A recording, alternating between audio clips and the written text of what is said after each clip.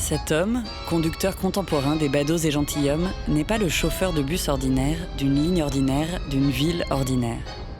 Car Samuel est le conducteur très extraordinaire de la non moins extraordinaire ligne 27, qui passe par le Paradis, la rue Paradis, à Liège. Et avec Samuel, ça tourne rond. Rond comme son volant, comme son alliance, comme ses vertes iris, comme les 2,50 € du ticket de bus, rond comme l'interdiction de manger, et comme les 8 roues de son véhicule. Car Samuel est un chauffeur carré, comme ses cheveux, comme le ciel, comme son bus. Et avec lui derrière le volant, ça file droit. À part certains jours où la machine est en panne et Samuel en retard. C'est en panne, vous pouvez y aller. Bonjour. C'est en panne, monsieur. Oui. Toujours de retard? Ah oui? On a 5 minutes maintenant. Samuel roule. Et il ne se doute aucunement qu'il passe sous les fenêtres de la famille Schwickerath, avec leurs 6 enfants, dont les jumeaux les plus dissemblables de la Terre. Ou que quelques mètres plus loin, Maude, dans son sex shop, à force d'accueillir les fantasmes les plus saugrenus, a fini par découvrir les siens. Et qu'en passant au pied de la Tour des Finances, il frôle une histoire d'amour et d'obsession digne des plus belles telenovelas. Car la vie ici est à l'image du bowling de la rue. Il y a la surface des choses, le côté vitrine, si lisse des pistes brillantes où tout roule sans obstacle. Et puis, il y a l'envers du décor, le boyau du monde, les rouages qui tournent dans l'ombre et à l'insu de tous, ceux qui tournent dans nos têtes, qui mettent nos vies par terre puis qui nous relèvent à nouveau. Car dans la vie, pour espérer faire un strike, il faut savoir mettre ses mains dans le cambouis. Parfois, malgré tous nos efforts, on n'y arrive pas. Et puis, miracle ou persévérance, la vie se bouscule et la chance nous sourit.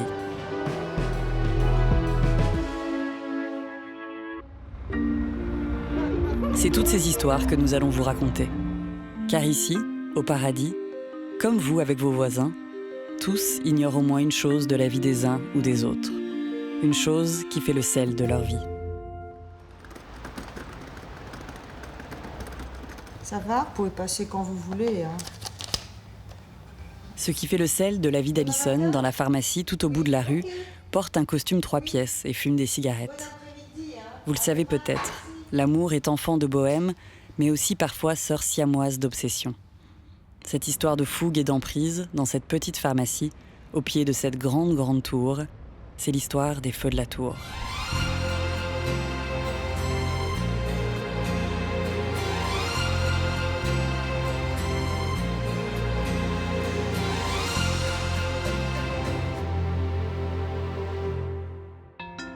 Elle, c'est Madame Madera. Et ici, c'est sa pharmacie. Madame Madera est ici depuis l'expropriation de son ancienne pharmacie, qui était juste devant dans l'herbe. Une expropriation menée par lui, Monsieur Pirenne, qui travaille dans la tour et qui fume beaucoup de cigarettes. Et elle, c'est Alison. Suite à un changement de carrière, elle a trouvé ce poste d'assistante dans la pharmacie de Madame Madera. Elle ne pouvait pas savoir que ce changement allait bouleverser sa vie.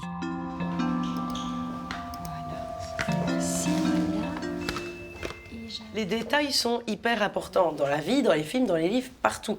Si une personne fait quelque chose, c'est pour quelque chose. Et donc, les détails des patients, j'adore ça. Alors, la première fois que je l'ai vu, c'était en mai, donc mon 2e stage. Il a franchi la porte et alors j'ai bien senti que tout le monde aimait beaucoup Monsieur Pirenne. Sauf que moi, j'ai vraiment eu un coup de foudre, quoi. Enfin, je me suis dit, waouh, ça n'existe plus, des hommes comme ça.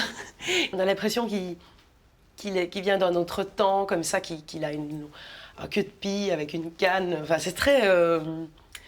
Et puis, une fois que la voix de M. Pirenne s'est installée au comptoir, là, j'ai senti directement le feu aux joues, j'avais chaud, j'étais... Je me suis dit, qu'est-ce qui se passe? Enfin, voilà, c'était juste très charmant. Et c'est comme ça qu'Alison, un jour, m'annonce « Tiens, Madame Madeira, le monsieur qui est là n'est pas mal. Il y a, je sais pas moi, 1800 personnes dans la tour, il fallait que ce soit lui, quoi. » Enfin, je me dis, c'est pas possible. Donc c'est vrai que je restais souvent en retrait quand M. Pirenne venait au comptoir. De un, parce que je n'avais pas le courage de faire autre chose que de sourire de manière complètement bête. Mais aussi parce que, d'une certaine manière, je pouvais le regarder tranquillement pendant qu'il parlait avec Mme Madeira et observer ses moindres faits et gestes que déjà je connaissais bien à travers la vitre. Et ça a été loin, hein. C'était jusqu'à le scruter, voir à quelle heure il arrivait, à quelle heure il partait, se cacher à la limite pour voir « Ah, le voilà, le voilà !» Sa manière d'allumer sa cigarette qui était différente selon son humeur. Donc je remarquais qu'il y avait des jours où il était beaucoup plus stressé, donc sa cigarette était allumée différemment ou positionnée différemment sur les doigts. Au lieu d'être ici comme tout le monde, elle était un peu plus bas ici. Donc moi je trouve que c'est très viril, la manière de jeter sa cigarette. Quand il est énervé ou qu'on voit qu'il a un rendez-vous ou quelque chose, enfin, on se fait des suppositions à travers une vitre. Petit à petit, elle espérait pouvoir lui parler, mais c'est pas si simple. J'avais envie d'aller en pause, mais le regarder dans les yeux, c'était absolument impossible. Parce qu'alors, ça transpirait mon manque de lui. Moi, je me disais, mais c'est pas possible, quoi. Elle est en train de devenir dingue, là. Raide dingue de quelqu'un. Ça devenait une obsession. Rue Paradis, on se cherche. Comme Alison cherche l'âme sœur, on cherche à sauver son âme, à trouver son chemin. Et quand on l'a trouvé, on cherche surtout, à bien garder le cap. Marc, de la grande famille Schwickerath, se cherche avec panache. Et on n'a jamais tort de chercher ce dont on a besoin. Chez les Schwickerath, Mary et Fernand ont laissé le champ libre à leurs 6 enfants, libres d'expérimenter et de trouver leur voie. Marc a trouvé sa passion, les maths. Et son frère François, le travail du bois.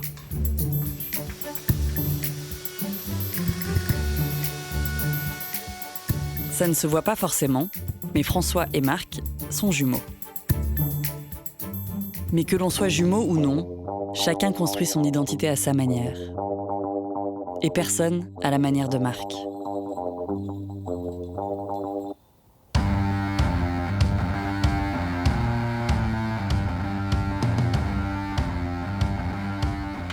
Avec la cravate, ah oui. Pour ajouter un peu le côté en plus un peu sexy, Ouais, et puis ouais. Le côté un peu cliché féminin, masculin. Ouais. Je partirais plutôt là-dessus. Maquillage simple, C'est comme d'habitude, avec juste le rouge à lèvres. Voilà, les lèvres Ouais. qui ressortent bien, la barbe que tu mets en évidence, tes cheveux, et ouais, ça fait... Ça va, d'accord. C'est une façon de dire, tout ça n'est que conventionnel. Et les conventions, c'est temporel et c'est local. Donc il n'y a aucune raison de s'y plier aveuglément, surtout si ça peut nuire, ça peut faire du mal. Il y en a qui se portent très bien, qui ne se remettent pas en question. Très bien, je ne dis pas qu'il faut forcément commencer à jouer sur l'ambiguïté. Pas du tout, évidemment, ce serait ridicule. Mais je n'aime pas qu'on me dise ce que je dois faire. En particulier, le fait de me dire « tu es un homme, donc tu ne mets pas de rouge à lèvres », je suis là, si j'ai des lèvres, je ne vois pas pourquoi je ne pourrais pas. On me demande souvent de me justifier, juste non, je ne sais pas à me justifier. Je pense que tu as raison. Maintenant, c'est vrai qu'un homme maquillé, ça fait bizarre. Léger, mais oui, ça va. Je provoque évidemment, mais sinon ce n'est pas drôle. mettre du fond de teint, Mais attends, enfin vraiment tout comme une gonzesse.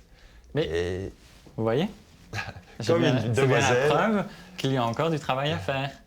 mais non, je donne Comme une image. comme une gonzesse. Déjà, Non, j'ai dit- gonzesse, c'est insultant, donc non. Donc à la limite comme une fille, mais pourquoi comme une fille? Qu'est-ce qui fait comme une fille? Non, mais S'il comme le je- fait, Je alors que donne c'est une pas une image. fille. Oui, donc je répondis sur ce que tu dis pour dire qu'en effet, il y a encore du chemin à faire. Regarde un peu, suis mon doigt. Ah oui, comme ça c'est beau. Peut-être faire bouger tes mains ou quoi. Joue un peu avec ta cravate là, comme ça. Ah, attends, j'ai pas réussi à faire la mise au point. Donc peut-être reprendre cette pose là, et on la refait. Ok. Je fais plus la mise au point sur toi. Ça apporte tout de suite quelque chose. Ah oui, de fait.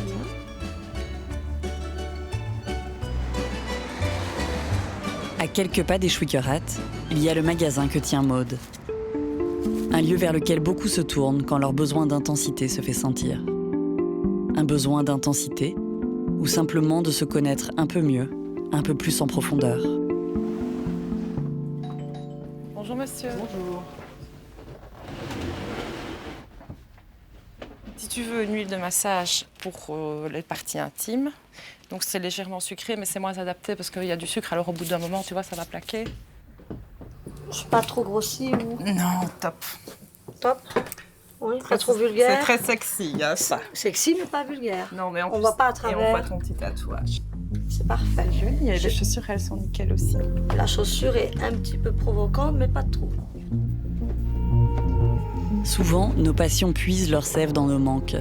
Et les remèdes que l'on vient trouver à notre mélancolie sont innombrables. Et Maude en connaît plus d'un. Avant, elle travaillait dans un magasin d'antiquités et garnissait des fauteuils. En changeant de boutique, elle a levé le voile sur une nouvelle facette d'elle-même, encore inconnue.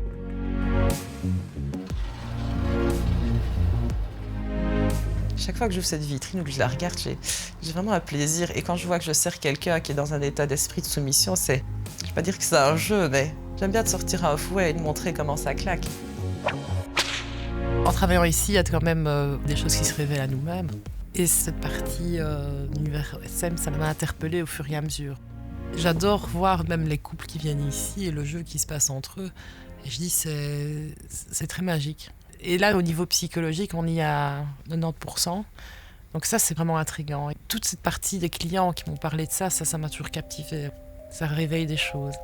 On a envie d'essayer, on a envie de rentrer dans ce jeu.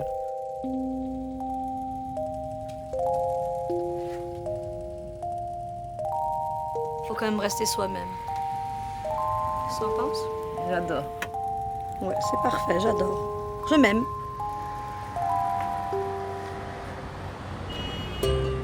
Tous les jeudis, Monique passe devant chez Maude, en route pour elle aussi se faire du bien. Bonjour, en forme? En forme, ouais. Vous connaissez tous cela, un grand malheur qui vous fait découvrir l'importance de certains lieux, de certains êtres, comme un port d'attache où votre âme malmenée peut venir s'amarrer. C'est ce refuge qu'a trouvé Monique dans le salon de son amie Patricia. Merci, Jean. Vous permettez que j'enroule Monique? Oui, vous avez le temps. Pour moi, je vais pas chez le coiffeur, je suis une amie où je me détends. Je suis tellement habituée depuis des années. Tous les jeudis matins, je suis là. J'ai récupéré une petite sœur de cœur qui est là pour m'épauler, m'aider dans les mauvais moments. Quand j'ai la moindre chose, j'ai tendance à paniquer maintenant, du fait que je suis seule. Je n'expose jamais ma peine devant quelqu'un. C'est ma peine à moi, c'est mon problème à moi, et puis c'est tout. Il y a 2 ans, le mari de Monique est mort, emporté par un cancer. Pour le protéger, pendant des années, Monique a porté seule le poids du secret de son diagnostic. Je le connaissais avec son caractère. Il aurait su ce qu'il avait. Je n'aurais pas gardé 7 ans de plus. Hein. Non, il aurait été déprimé. Il n'aurait peut-être plus voulu prendre ses médicaments. Non, là, il aurait baissé les bras. C'est pour ça que j'ai tout gardé pour moi pendant autant d'années. C'est très lourd à porter. Et toujours faire bonne mine et faire comme si de rien n'était. Je savais, moi, où j'allais, lui pas. Hein. Je savais que j'allais droit dans le mur, là. Hein.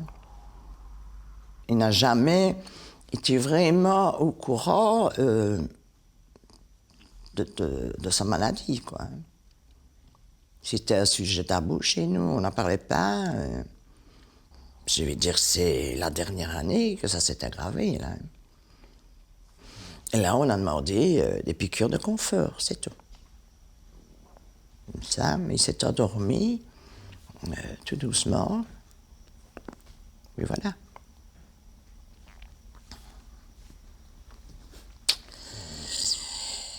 Et oui, on fait du bien un peu de vider mon cœur. Et que ce soit fort dur, mais ça va.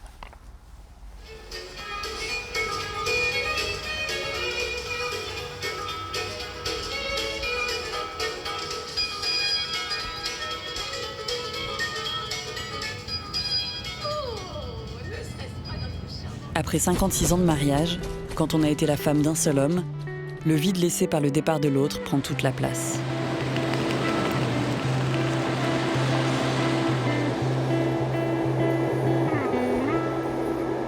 Mais en amour, rien n'est raisonnable.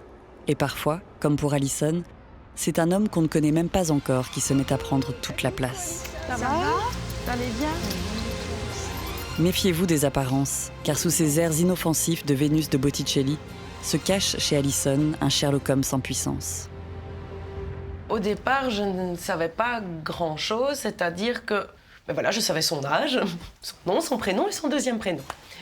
C'était déjà bien. Ensuite, après, je l'ai googlisé et je me suis dit, tiens, ne serait-ce déjà qu'il venait au comptoir chercher des choses pour des enfants, on supposait qu'il avait également une compagne. C'était également un petit jeu avec Madame Madera d'essayer de gratter des informations supplémentaires. Et c'était très dur parce qu'on ne peut pas poser autant de questions sur une entrevue au comptoir.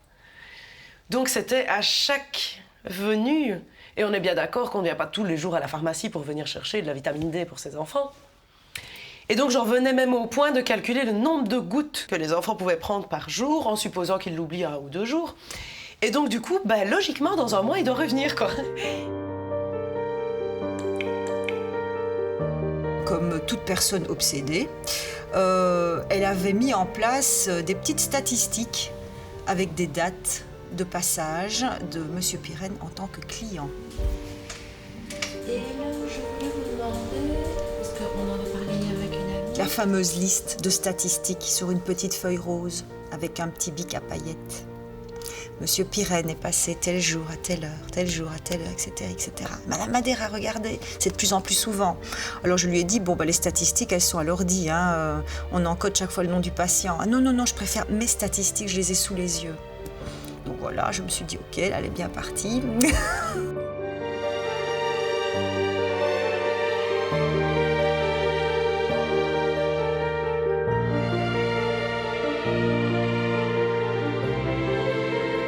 Voilà, j'avais noté les mois, j'avais noté les venues, et j'avais comparé à l'année précédente où j'étais en stage, et j'avais comparé à l'année encore précédente où je n'étais pas là du tout.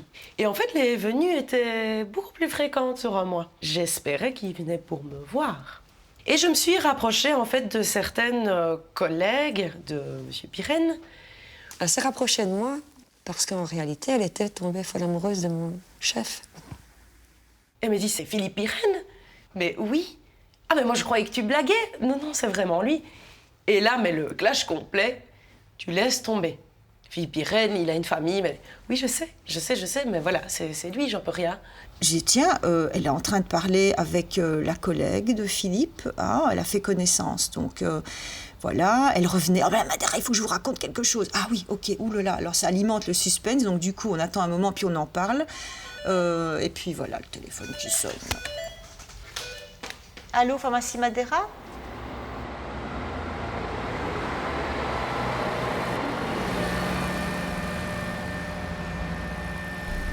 Un bras de soleil, ils ne se sentent plus au volant, les gens ici. Non. C'est grave. Oh non, on va tomber dans un enterrement. Ouais, c'est une blague, là. Tous les cas, il fait chaud ici. Ouais, non, c'est le foutoir. Ouais, tout est bloqué encore. Et en plus, ils vont mettre le corps dedans. Ben oui, évidemment. Il faut se décider.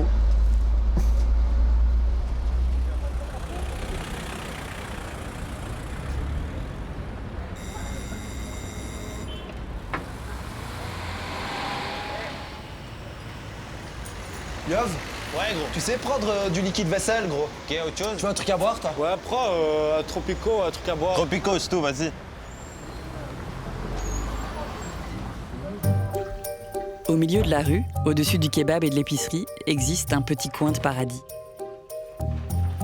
Une tour de Babel à dimensions variables. Ils y vivent à 3, ils mangent à 5, ils dorment à 8. Ces grands-enfants sont étudiants en gestion, ventes immobilières ou coaching sportif et coulent de jours heureux. Chaque matin, on est toujours posé à la fenêtre. J'appelle ça mon perchoir. Je suis posé sur mon perchoir toute la journée. La vue, elle est magnifique, donc tout le monde, je pense, il n'y a pas une seule personne qui n'a pas pris la photo de notre fenêtre. On voit les accidents de voiture, ou même les bus des fois qui se rentrent l'un dans l'autre. On est assez divertis quand on est sur la fenêtre là. On a une super belle vue et une belle ville. Après, tu reviens citer un autre homme.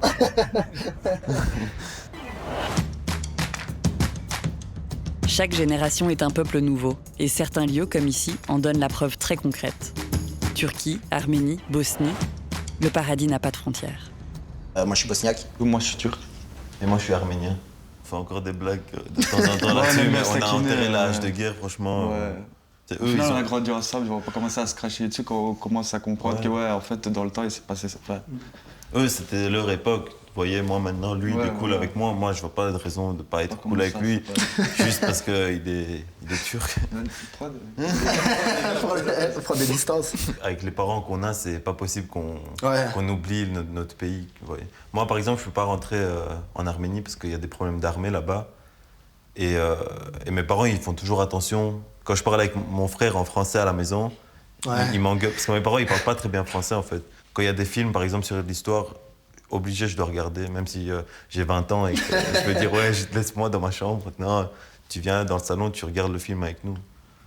Ouais. Et c'est comme ça qu'on apprend, au final, d'où on vient. Le bosniaque, je dois l'apprendre. Je dois savoir parler. C'est ce qui me reste du pays, en fait. Parce que, oui, je peux dire, oui, je suis bosniaque. Ah, tu parles bosniaque? Non. Ça passe pas. Ça passe pas. Et c'est la seule chose qui me reste, en fait. C'est la langue. Parce que moi, j'avais 6 ans quand on est arrivé ici, donc je me souviens de tout. Lui, il était pas né, et ses parents ont dû lui raconter. Le passage à la douane, quand ma sœur était à l'arrière du siège, l'espace-pied, là, elle était cachée là. Ma mère aussi, avec 2 couvertures par-dessus, et mon père dans le coffre, entre 2 cartons et une couverture, quoi. En fait, ils nous ont donné une chance, et nos parents, ils ont su la saisir, en fait. Ils nous ont donné une maison, une voiture, maintenant l'école, même le cote et tout ça. Oui, c'est nos parents qui ont travaillé, mais c'est la Belgique qui nous a donné tout ça. On aurait pu se retrouver en Bosnie maintenant avec rien. Il y a 25 ans, c'était la guerre. C'est pour ça que je dis merci à la Belgique. Et je pense que tous les étrangers, vraiment, ils se disent ça. Peut-être pas tous, mais la plupart, en tout cas, ils disent merci à la Belgique. On a tous des rêves qui nous font nous lever le matin. Une sorte de paradis qu'on voit clairement et qu'on n'atteindra jamais. En tout cas, pas dans cette vie. À moins que... Et c'est ce petit doute, cette fine possibilité, qui fait que comme Oran, Armin et Liova, on continue à y croire. Moi aussi, j'ai envie d'être là, qu'on me regarde à la télé, d'être dans un stade, voir, on va dire, 30 000 personnes me regarder, crier mon nom quand je marque un goal ou des trucs comme ça. Ça a toujours été un rêve, en fait.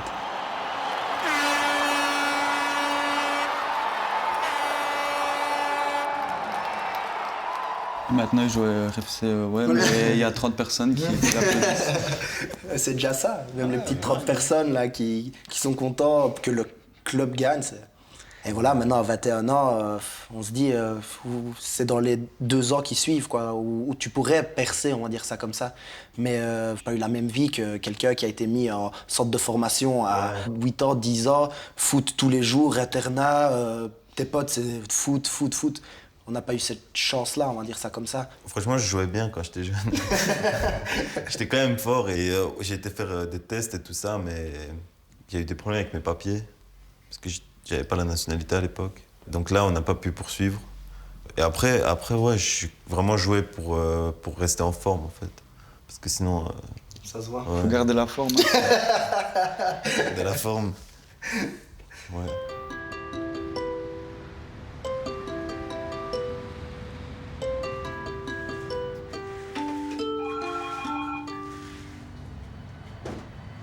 C'est ma passion, moi, j'en ai. Oh, t'as raison, ça vaut pas ça, hein. Ouais, et puis il faut que tu sois dehors. Suivre dehors. Non. Ça vaut pas ça, mais fatigant quand même, hein. Ça te relaxe, t'es cool, t'es bien dehors, tu respires. Pour le chien aussi. Bonjour. Bonjour.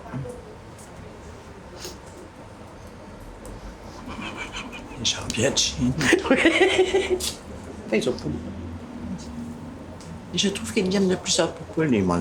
Oui, mais parfois je me méfie, tiens. Oui. Hein, et puis de mettre une bonne combien. On rêve de cultiver son jardin, ou de devenir star de foot, ou simplement, tout simplement, d'avoir un jour une famille.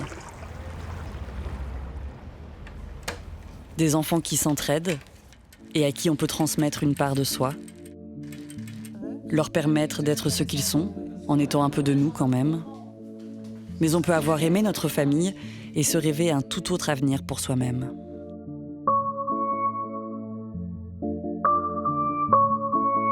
Je sais que certains ont comme rêve de fonder une famille. C'est, si je puis me permettre, quand même un rêve très commun. Et ce n'est pas quelque chose que j'ai renié. Je ne dis pas que je n'aurai jamais d'enfants, que je n'aurai jamais de femme. C'est quand même très hétéronormé comme discours. Mais je sais que c'est pas quelque chose qui me tracasse pour l'instant. Moi, je me construirais autrement, avec autre chose. Mais je trouve que c'est triste parce qu'après, tu te dis mais non, que... ce n'est pas triste.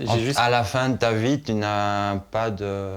Oui, merci, j'ai quand même 24 ans. Non, mais j'ai du temps avant d'arriver à la fin de ma vie. Je trouve que ce qui est triste pour les gens qui vivent seuls, c'est qu'à la fin de leur vie, ils n'ont personne qui peuvent leur représenter, qui peuvent rappeler sa mémoire.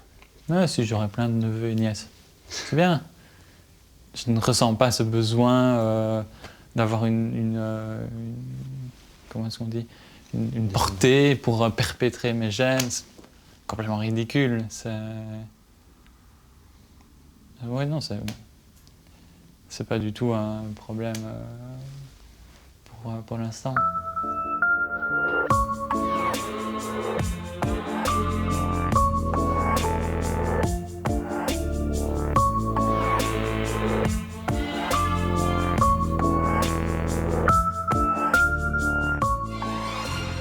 Au paradis, alors que certains cassent les codes, d'autres s'enivrent de certitude. Princesse Alison, derrière sa paroi de verre, refuse de douter de son conte de fées. Car que serait une princesse sans son prince charmant? Alison ne voyait que par lui, donc il fallait tout le temps qu'elle sache où il était, quand il allait arriver, à quel moment on allait descendre fumer une cigarette. Puis alors je lui ai envoyé un message pour lui dire qu'on allait bientôt descendre. Comme un petit commentaire, en fait, entre elle et moi. Je lui ai juste dit qu'elle était folle de lui. Il a dit « Ah, ça !» Martine me le dit d'une manière que j'avais jugée, moi, très outrée, comme ça. « Et tu sais quoi? Eh ben, c'est toi !» Je dis « Bah non, tu déconnes, c'est pas possible, allez, c'est une blague. » Mais la graine était plantée quand même. Puis, le restant, il a fait lui-même. Hein. Bon, il a regardé et puis il s'est rendu compte que je ne disais pas des bêtises et que c'était sérieux, ce que je disais.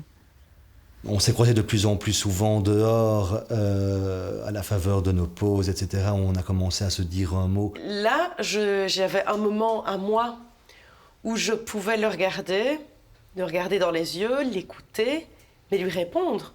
Et là, clac, je place cette attaque frontale décisive. Je balance mon scud on pourrait se tutoyer. Mon cœur explosait. Bref. Le mont Everest a été franchi, on s'est tutoyé. C'était très bizarre parce qu'on était seuls au monde et puis on voit Martine à côté de nous.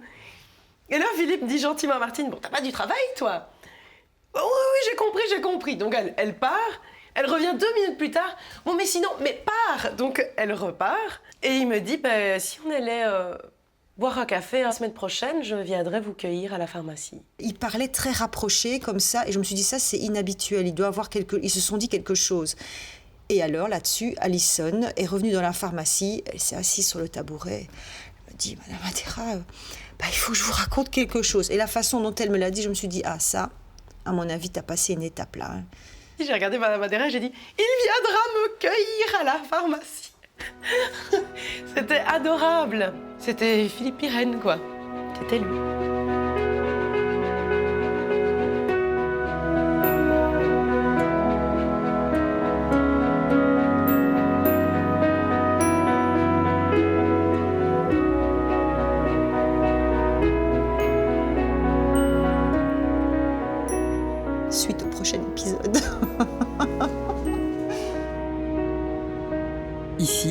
la tour des finances du paradis, où 1800 personnes travaillent au quotidien, il doit y en avoir chaque jour des histoires qui se croisent.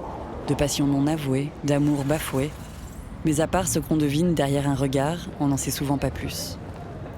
Monsieur Pirenne a sûrement déjà dû croiser Laure. Mais comment imaginer que derrière ce regard se trame une histoire courageuse de changement de vie, dont on ne revient pas?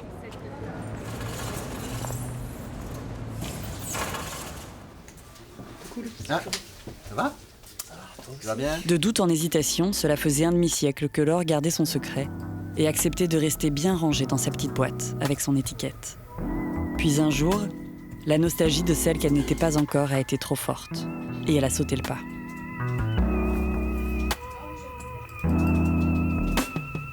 Ça a été très bien accepté au niveau de mes collègues, au niveau de mon chef, elle aussi soutient beaucoup et entoure beaucoup. J'ai vraiment montré maintenant que je suis une fille et pas comme on aurait pu croire au début, que c'est du travestissement. Déjà quand j'étais adolescente, je mettais des vêtements féminins, mais je gardais ça pour moi, donc c'était mon petit secret. Au niveau de mes parents, bon, je culpabilisais parce que bon, je ne savais pas non plus cerner ce qui se passait en moi. Plusieurs fois, je faisais des marches arrière en me coursant les cheveux ou bien remettant des vêtements plus masculins. Mais à chaque fois, je voyais que c'était plus fort que moi. Mon sentiment féminin reprenait le dessus et bon, mes vêtements féminins que j'avais mis de côté, eh bien je les ressortais, je les remettais, quoi.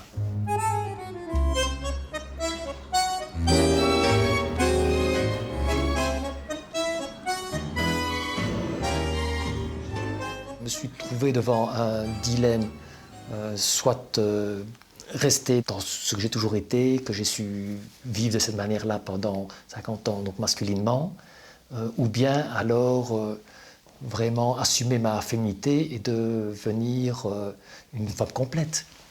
Il m'est revenu l'image de Cortés qui, justement, pour donner du cœur au ventre à ses troupes, a fait flamber ses navires. Et alors, il n'y avait pas d'espoir de retour, c'était soit de combattre ou mourir. Eh bien, moi, je me suis dit, pour éviter cette situation conflictuelle qui revenait systématiquement, eh bien, il faut que je fasse un geste fort et que même s'il y avait le petit frisson et la crainte au niveau de l'opération, et de peut-être se tromper au niveau de la décision, alors là, j'ai pris la décision d'aller vers l'opération et d'avancer dans la vie, quoi. Bon, le rêve de toute fille, toujours, c'est d'avoir la grande robe de princesse et aller une fois à un bal ou une soirée. Moi, je partirais sur ceci, parce que c'est vrai que je trouve qu'au visage, avec le maquillage, ça vous va bien. Comme j'ai commencé la procédure trop tard, il aurait mieux fallu commencer au moment de la puberté. Donc j'ai toujours des traits masculins qui resteront, qui me rappelleront toujours mon état premier, même la voix, quoi. Il faut y penser tout le temps. Il y a tout de même le changement hormonal qui est très important et qu'on ne se rend pas compte quand on est homme, ce qu'une femme hormonalement peut ressentir, émotivement, au niveau sensibilité. Et c'est pas simple.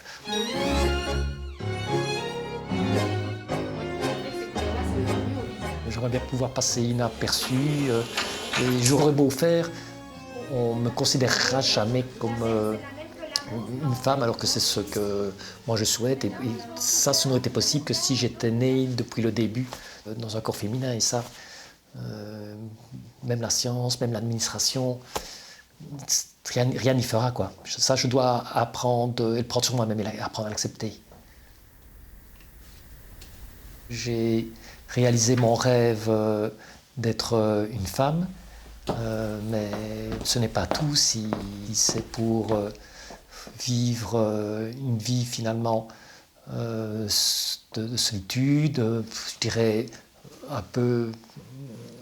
Bon, la vie est toujours un peu monotone, mais en la vivant avec une compagne, c'est différent, parce qu'à ce moment-là, il y a un sens dans son existence, et une raison d'être ici sur Terre, quoi.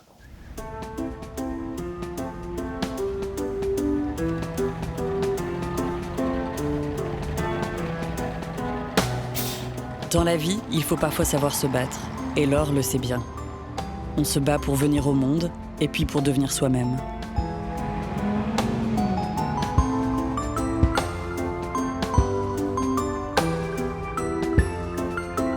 On se bat aussi parfois contre les autres, car c'est peut-être plus facile que de se battre contre ses propres démons. Sur un terrain de foot, c'est facile, on se bat pour le ballon. Mais en dehors, parfois, on ne sait même pas pourquoi on se bat. Merci beaucoup. J'ai commenté en premier, ouais. Franchement, ça dégonfle, frère, ça dégonfle bien. Je commence à... Là, je vais aller en cours. Un petit sourire. Qu'est-ce qui s'est passé? J'ai essayé une nouvelle sorte de Botox et j'ai une mauvaise réaction, tu vois.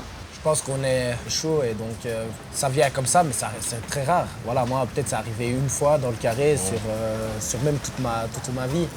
Une fois, on essaie de parler tranquillement. Ça ne va pas une fois, ça ne va pas 2 fois, 3 fois, 4 fois à un moment donné. Ou même on veut esquiver le sujet, partir. Ça nous retient, ça nous pousse. Après, ça part sur la daronne, tout ça, donc on s'énerve. Et une fois que ça part sur les mères, après... Il y a des coups qui s'échangent. Après, ouais, on peut plus les raisonner. Ça arrive, quoi. Ouais, ça arrive. Il n'y a pas mort d'homme, hein.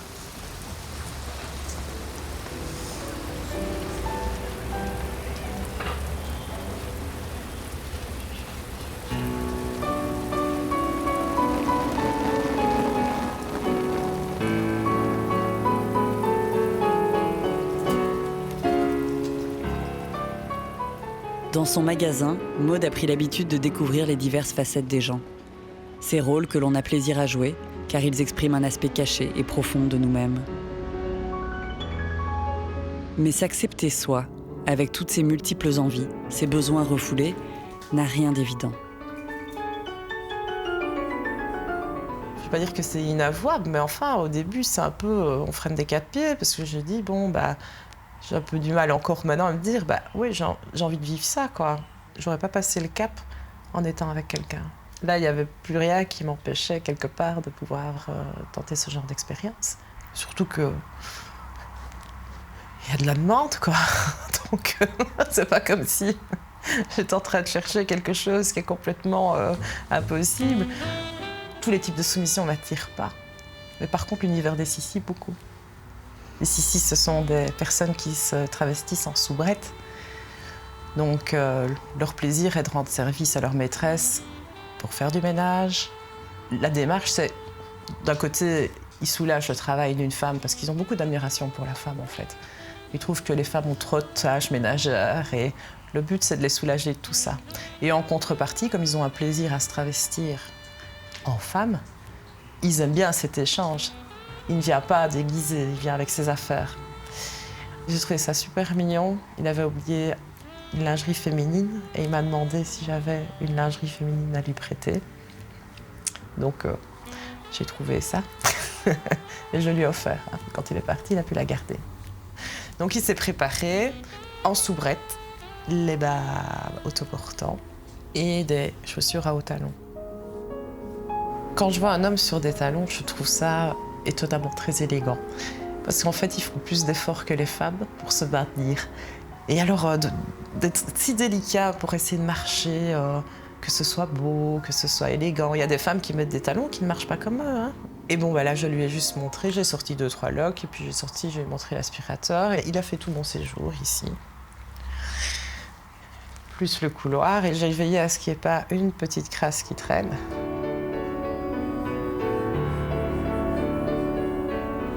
Il ferait le ménage ici en pantoufles, ce serait pas marrant. Voilà. Il faut que ce soit joli, sinon c'est pas agréable.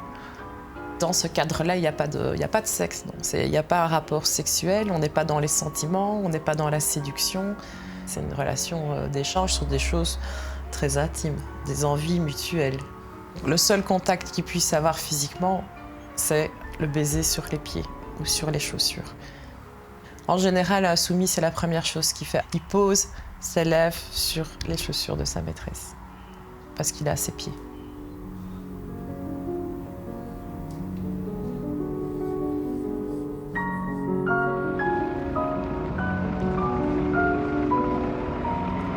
Au bout de la rue, l'heure est grave dans les feux de la tour. Après des mois de jeux de regard, vient le moment de vérité, le premier rendez-vous. Et avec lui, la peur pour Alison que tout puisse partir en fumée. Il me pose une question, je réponds, mais je pense que je réponds à côté de la plaque. Je réponds à un truc rien à voir. Et il me dit tu es timide. Oui, je suis timide. Mais toi aussi. Il me dit oui, c'est vrai, on est timides tous les deux. Et là, il s'est passé un petit blanc, comme ça, de 10 secondes. Mais 10 secondes avec une attirance pareille, c'est très long. Je sentais la chose venir, je sentais l'attraction. Et là, il me dit, mais si on reste timide comme ça va pas aller. Et là, je me suis dit, c'est vrai, il a raison, en fait, ça va pas. Et il me dit, si on s'embrassait timidement, alors. Alors, j'ai souri bêtement, et là, j'ai osé le regarder. Et donc, il s'est approché de moi timidement, comme il l'avait dit. Il m'a embrassé, ça a duré, je ne sais pas, pour moi, c'était une éternité magique. C'était parfait. C'est sûr qu'au niveau de l'ego, ça fait du bien de se dire, ah bah tiens, je suis à ce point adorable, désirable. On pourrait écrire sur ma tombe l'épitaphe suivante, moi aussi on m'a adoré. Non, elle est très... Oui.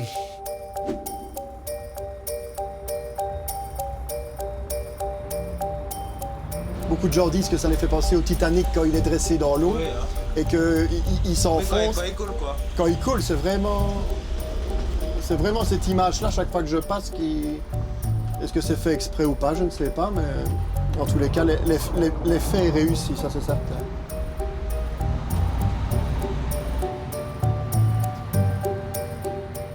Il y a des moments où je me trouve comme si tout le film se repassait en une demi-seconde. Et là, je la serre contre moi et je l'embrasse. Et il y a cet étonnement fulgurant, vertigineux de... Ah bah oui, parce que tout se réaccélère et poum. Et de temps en temps, mais, enfin, je ne veux pas parler à ta place, mais parfois tu te dis, ah bah tiens, je réalise, oh, je suis avec Monsieur Pirenne. Je suis avec Monsieur Pirenne, j'habite avec Monsieur Pirenne. Ouais, c'est quand je le vois maintenant à la pharmacie à travers cette vitre. Je revis toujours ce moment quand il arrive, du cœur qui bat, et de me dire, je le vois, mais là, maintenant, il est avec moi, quoi. Parce que je réalise pas toujours qu'à 6 heures, il m'attend. Il est vraiment là, on vit ensemble, on rentre chez nous. Je l'appelle souvent Monsieur Pirenne encore, parce que c'est juste pour lui rappeler qu'il est toujours ce Monsieur Pirenne. J'ai un peu cette impression qu'il y a encore une forme de fantasmagorie quand tu me dis ça. Philippe, c'est Peter Parker, Monsieur Pirenne, c'est Spider-Man, quoi. Il y a une sorte de super-héros derrière ce nom qui est un fond. Ah, c'est Monsieur Pirenne. Parce que je sais que tout ce que ces deux mots ont représenté pour elle. Donc, voilà, quoi. Quand elle me dit Monsieur Pirenne. Ouais, oui, chou.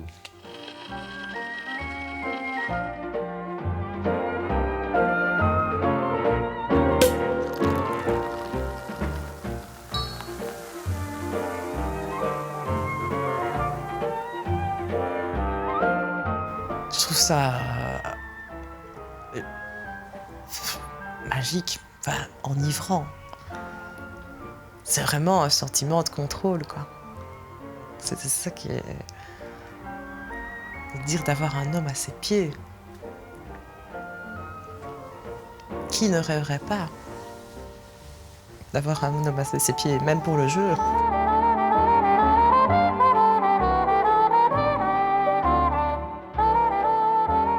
Rue Paradis, pas besoin d'attendre le paradis pour être heureux. On a tout ce qu'il faut, juste à portée de la main. Et chacun a sa manière unique et grandiose de mettre un pas devant l'autre, jour après jour. Car qui peut se vanter d'être arrivé quand c'est le chemin lui-même qui compte? Que ce soit pour enfin devenir celle qu'on a toujours été, avec courage et sérénité, et s'autoriser à être la femme forte et grandiose que l'on sait qu'on est au fond de soi, ou pour casser les codes et se réinventer quotidiennement en dehors de toute norme sociale, ou juste pour vivre au jour le jour avec ce que la vie se décide à nous offrir. La rue Paradis, c'est une rue extraordinaire, exactement comme toutes les autres rues.